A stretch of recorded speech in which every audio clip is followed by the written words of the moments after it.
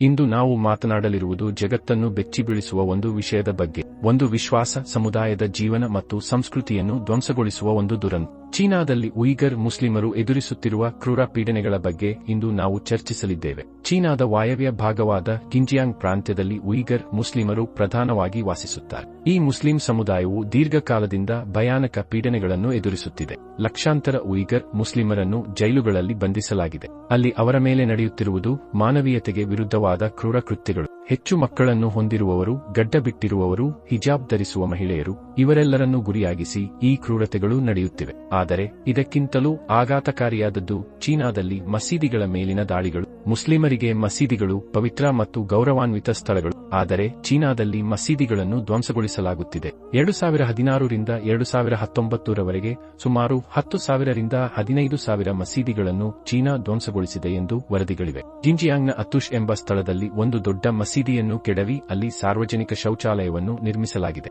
ಈ ಪ್ರದೇಶದ ಎಲ್ಲಾ ಮನೆಗಳಲ್ಲೂ ಶೌಚಾಲಯಗಳಿದ್ದರೂ ಇದನ್ನು ಇಸ್ಲಾಂ ಧರ್ಮವನ್ನು ಅವಮಾನಿಸಲೆಂದೇ ಮಾಡಲಾಗಿದೆ. ಇನ್ನೂ ಕ್ರೂರವಾಗಿ, ಮಸೀದಿಯ ಮಿಹ್ರಾಬ್, ನಮಾಜ್ಗೆ ಮುಂದಾಳತ್ವ ವಹಿಸುವ ಸ್ಥಳ, ಅಲ್ಲಿಯೇ ಈ ಶೌಚಾಲಯದ ಕೊಳಚೆಯನ್ನು ಒಡ್ಡಲಾಗುತ್ತಿದೆ. ಇದರೊಂದಿಗೆ ಕ್ರೂರತೆಯು ಕೊನೆಗೊಳ್ಳುವುದಿಲ್ಲ.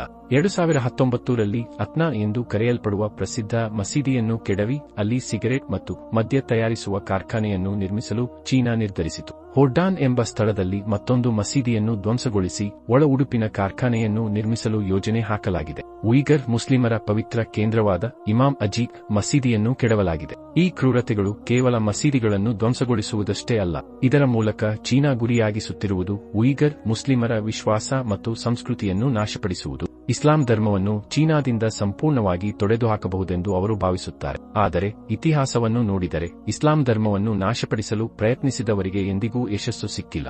ಈ ಪೀಡನೆಗಳ ನಂತರ ಚೀನಾದಲ್ಲಿ ಸತತ ದುರಂತಗಳು ಮತ್ತು ವೈರಸ್ಗಳ ಹರಡುವಿಕೆಯ ವರದಿಗಳು ಬರುತ್ತಿವೆ. ಕೊರೋನಾ ವೈರಸ್, ಹಂದಿಮಾಂಸದಲ್ಲಿ ಕಂಡುಬಂದ ಮಾರಕ ವೈರಸ್, ವುಹಾನ್ನ ಜಲಾಶಯ ಒಡೆದು ಹೋಗುವಿಕೆ ಇವೆಲ್ಲವೂ ಮನುಷ್ಯನ ಕ್ರೂರತೆಗೆ ಪ್ರತಿಫಲವೆಂದು ಹಲವರು ಭಾವಿಸುತ್ತಾರೆ. ಚೀನಾದ ಈ ಕ್ರೂರತೆಗಳ ಬಗ್ಗೆ ಜಗತ್ತಿಗೆ ತಿಳಿಯಬೇಕು. ಉಯಿಗರ್ ಮುಸ್ಲಿಮರಿಗೆ ನ್ಯಾಯ ಸಿಗಬೇಕು. ಅವರ ವಿಶ್ವಾಸ ಮತ್ತು ಸಂಸ್ಕೃತಿಯನ್ನು ರಕ್ಷಿಸಬೇಕು. ಈ ಅನ್ಯಾಯದ ವಿರುದ್ಧ ನಾವೆಲ್ಲರೂ ಒಟ್ಟಾಗಿ ಧ್ವನಿಯನ್ನು ಎತ್ತೋಣ.